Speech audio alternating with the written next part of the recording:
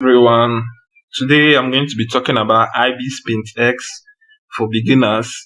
It's going to be very detailed for every beginner that's trying to try out the Ibis Paint X app. Maybe this is your first time of installing it, or you just want to get to know the tools and how to use Ibis Paint X to make beautiful illustrations or pictures. So to get started, you need to install Ibis Paint in your mobile or tab or iPad or the device you're using. Ibis Paint X is free on the Play Store and on the App Store. I've already installed mine, so I won't need to install it again. If you have installed yours, you can tap to open.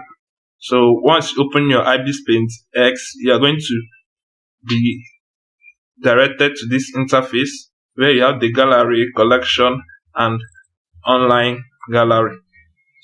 The online gallery is just a collection of the artworks from other artists that are within the Ibis Paint X community.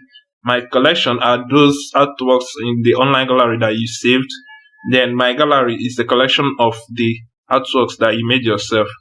Up here you can see we have the settings and the information. So this is how the setting panel looks. I'm going to click down on that. So to make an artwork, you're going to click on my gallery. And in the gallery, you're going to see a collection of artworks you've made. If you have not made any, here is going to be blank. Obviously, you won't have any of these artworks available once you click here. So to make a new one, you're going to click on the plus sign. To continue drawing from where you stopped on any, you're going to click on that, and you have the option to play or to edit or to save or other options like to delete or duplicate. So to make a new canvas for drawing, you're going to click on the plus sign. If you click on the plus sign, you're going to see this pop up with a size, different canvas sizes, preset canvas sizes that Ibis Paint X list or made available for artists. You also have an option to import an image. You have the SD size, the HD, and a lot. But if you don't like this custom size, you can also create your default custom canvas size by adjusting these sliders.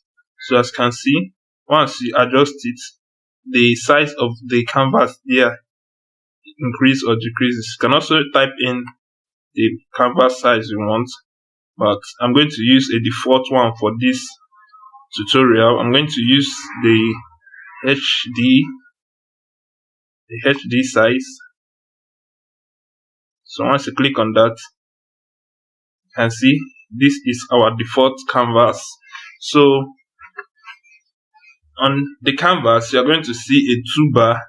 It can be on the right or left depending on your settings. And you can also see at the top some tools for selection and other settings on Ibis Paint. You're going to see the brush sliders and also some tools at the bottom. I'm going to start with the sliders here. Once you open your tools, it's by default it's going to be on the brush. This slider will adjust the size of the brush. So increasing this slider will create thicker lines. This slider controls the opacity of the brush. Once it has 100, the opacity will be completely dark. Adjusting it will create lighter or lower opacity brushes. So you can also see at the bottom here to undo. Tapping on that will undo the brush strokes. Tapping on this will redo the brush strokes. You can also use the gesture. By default, you have a gesture to use the double fingers, 2 fingers to tap to undo, and 3 fingers to tap to redo.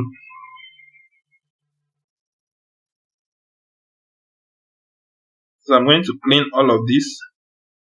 To change the color of the brush strokes, you're going to click on this sign here, and you'll be directed to this palette where you can choose your preferred colors. Once you are okay with your color, here you can see it's going to change from black to a yellow color. So I'm going to go back to my canvas. So once I draw, increase this, you can see that I've changed the colors. This here is to change the brush.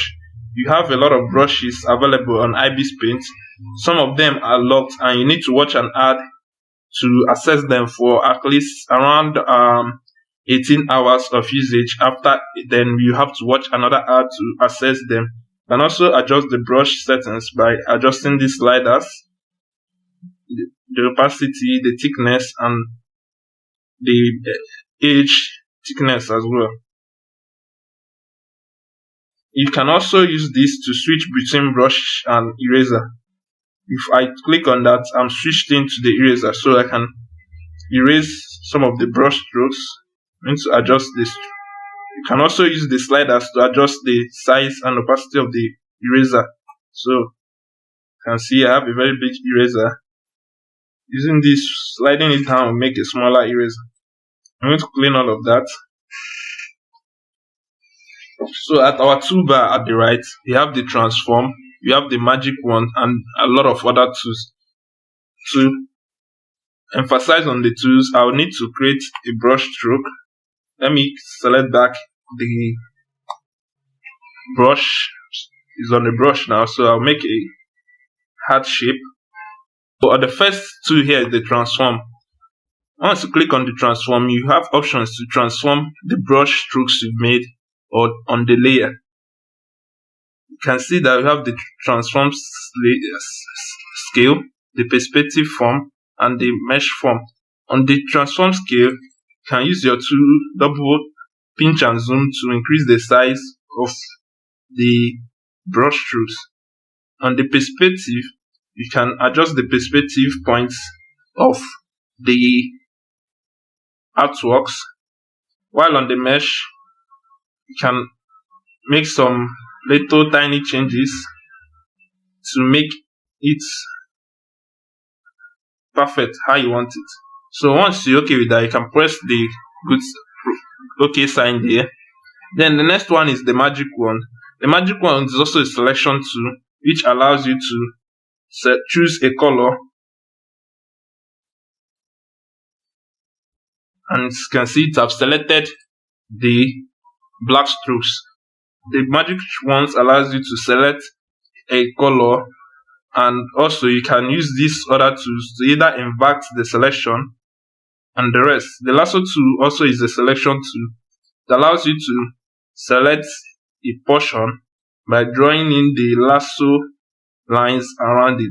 So as you can see, I can transform this selected portion by clicking on the transform button, and I can do whatever I want with it. I can also rotate the portion, so but I won't make such detail. So I'm going to remove the selection you've made. At the square shape icon here, click on that. You can see some of the options to remove selection area, invert selection area, clear layer, clear opacity, and the rest. You can also use this icon to remove the selection. You have the filter tool. You can make a lot of changes using the filter tool. You can choose to polarize and make a lot of changes. Or since we don't have a full drawing, we can't do a lot of that. You can extract your line drawing. You can change the brightness and contrast or the tone. On the brush, which is with what we've talked about, you can make brush strokes, and you can double tap to undo and triple tap to redo. So double tap to undo and triple tap to redo. The eraser also acts like the brush. You can use the slider to adjust the size of the eraser. You can also use this to adjust the opacity of the eraser. So that's how to use the eraser tool. The smudge tool allows you to smudge drawings. So once you increase the, you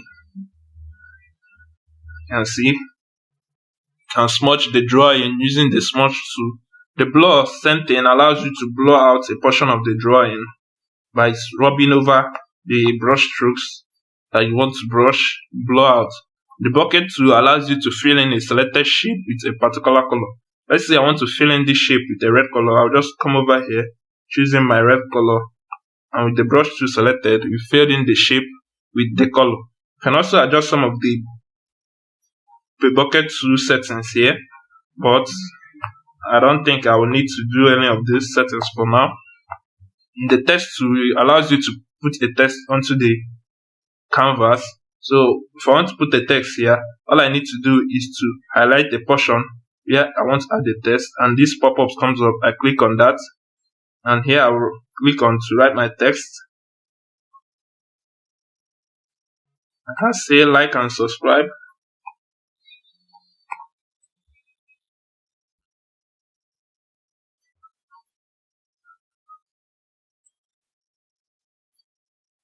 Once you are okay, you press the good, so you can see this is our text. And also transform the text.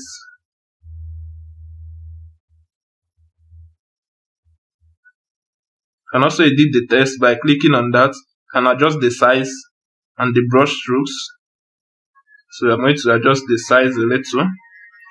And also change the font if you need to change the font.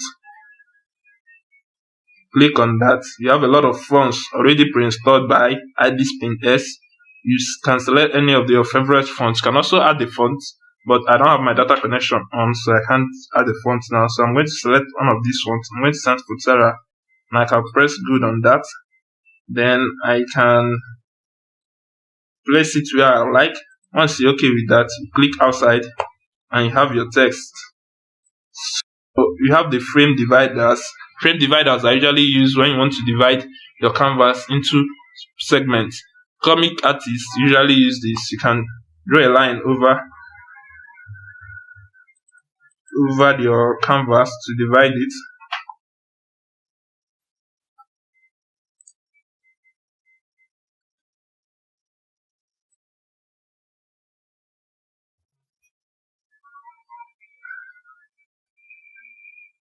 You can increase the thickness, adjust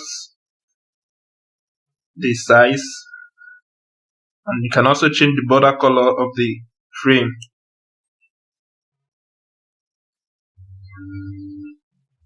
So as you can see, we can divide the selected frame into different parts. We don't need that, so I'm going to press the undo button.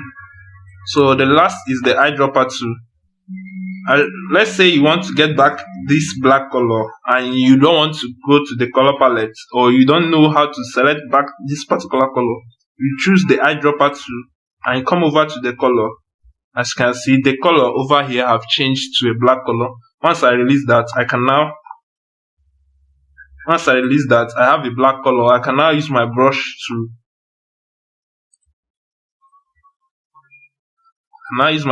write. So I'm going to talk about the canvas. The canvas allows you to change the shape of the canvas. Maybe I think this is too big. I want to crop out only the heart. I can go ahead and change the canvas size. You can adjust this, or you can also use the trim button. You can also use the trim button, and I can trim out our drawing to this shape.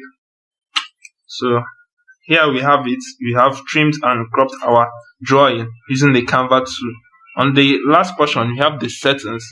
The settings allows you to do some changes to the interface and some of the gestures. Like you can remove the option to use the double tap to undo and the triple tap to redo. You can also choose where the toolbar will stay. If you want it by your right, you can press that and press outside of the toolbox to cancel. So we have covered all the tools at the right. What I'm going to cover now is the layer. On the layer side, you have, as you can see, we have 3 layers here. One is where our drawing is on, the first layer.